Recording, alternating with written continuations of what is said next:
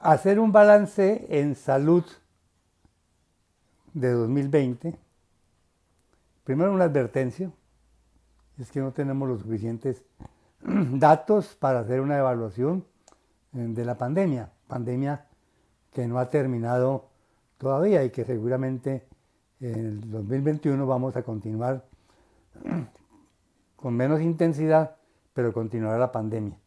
Entonces no es fácil hacer un balance. Lo que sí podemos decir es que antes de la pandemia el sistema de salud tenía muchas deficiencias que se desnudaron durante la pandemia. ¿Qué significa que se desnudaron? Se hicieron visibles.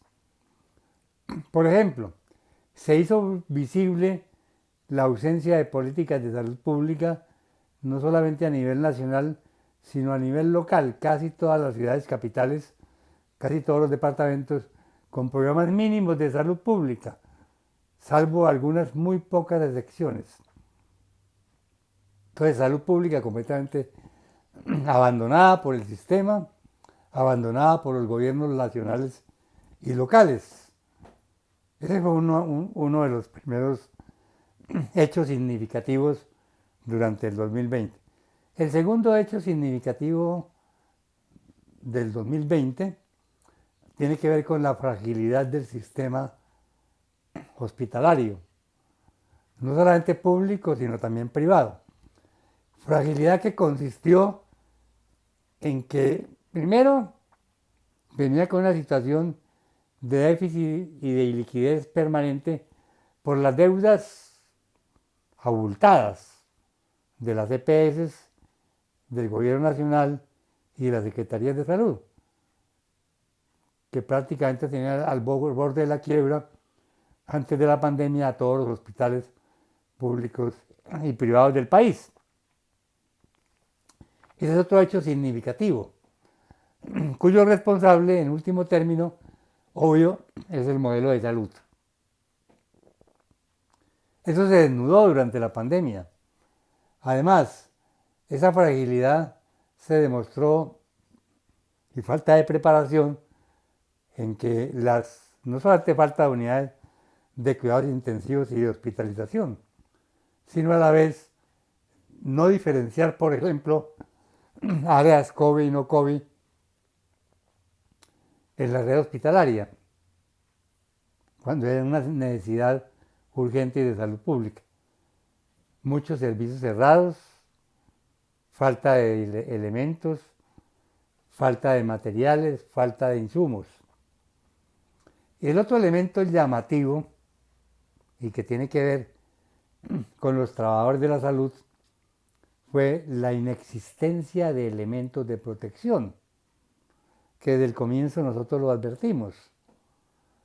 Es decir, si no tienen elementos de protección los encargados de proteger la salud de los enfermos, pues ese personal de salud se va a enfermar con más facilidad. Por eso fuimos tan enfáticos y tan persistentes. Al día de hoy tenemos más de 170 trabajadores de la salud fallecidos, más de 15.000 contagiados, y cifra que sigue aumentando, porque a pesar de todos estos meses de pandemia, no se ha dotado suficientemente al personal de salud de elementos de protección.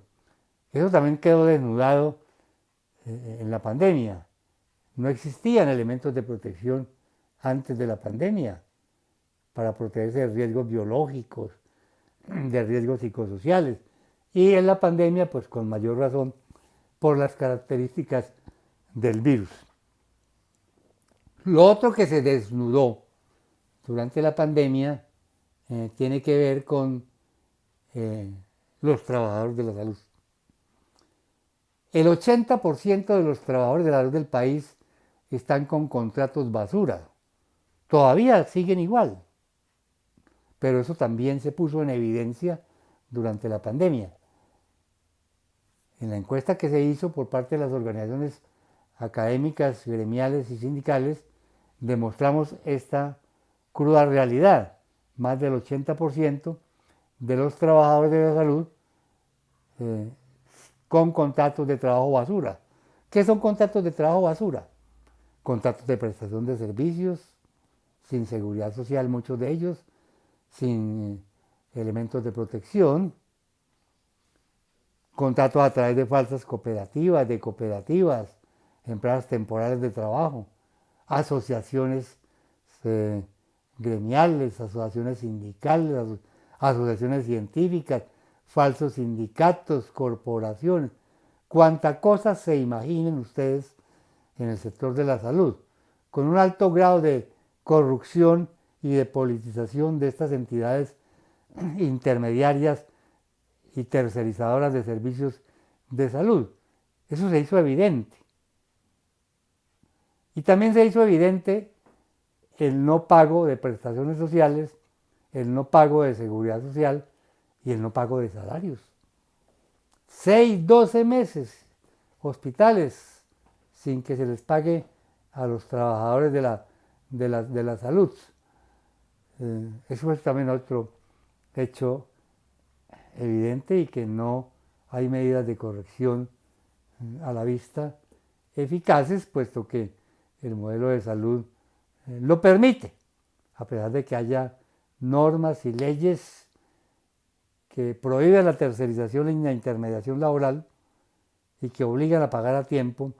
Sin embargo, las secretarías de salud, los alcaldes, los gobernadores, los gerentes utilizan todas estas formas de contratación basura y de atraso en los pagos a los trabajadores. Para no hablar de las implicaciones de la pandemia y de todo esto en la salud de los colombianos.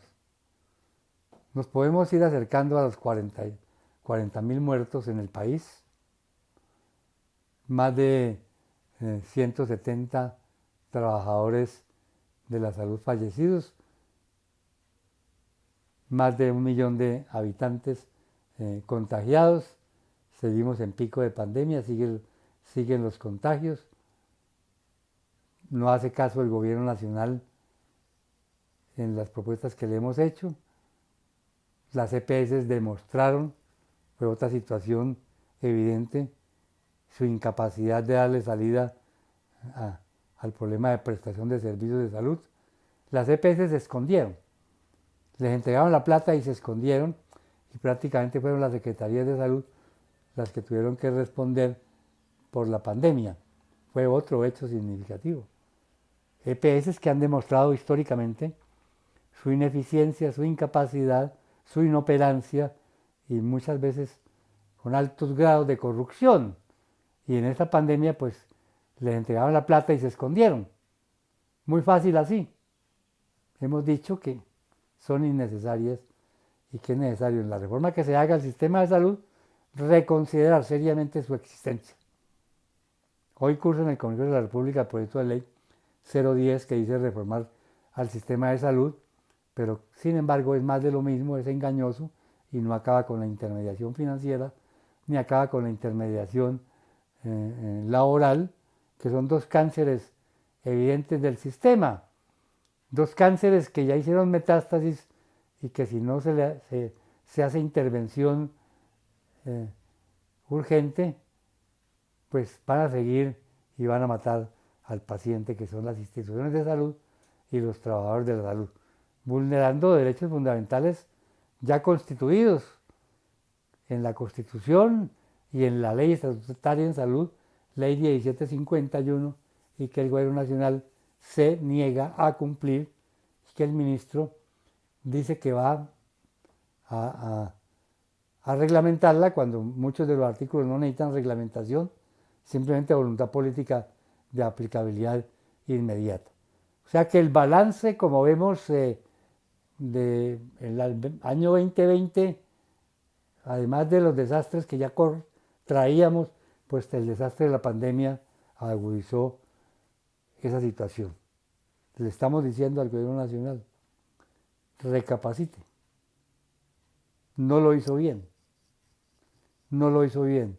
Esfuerzos de algunos gobiernos locales, pero el Gobierno Nacional no lo hizo bien. Mucho tilín y nada de paletas.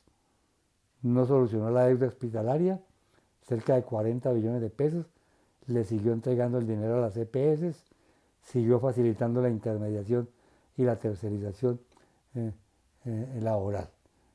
Esperamos que el 21 sea mucho mejor, sin embargo no tenemos muchas esperanzas en este gobierno que, como se ha dicho, por parte del movimiento sindical y del movimiento académico, ni oye ni escucha, ni entiende ni corrige. Un saludo muy especial al magisterio colombiano que ha hecho un gran esfuerzo, así como a los demás ciudadanos del país durante este año, un año definitivamente muy complicado para la sociedad colombiana y para la sociedad mundial, para el régimen y los sistemas de salud, tanto a nivel latinoamericano como a nivel nacional.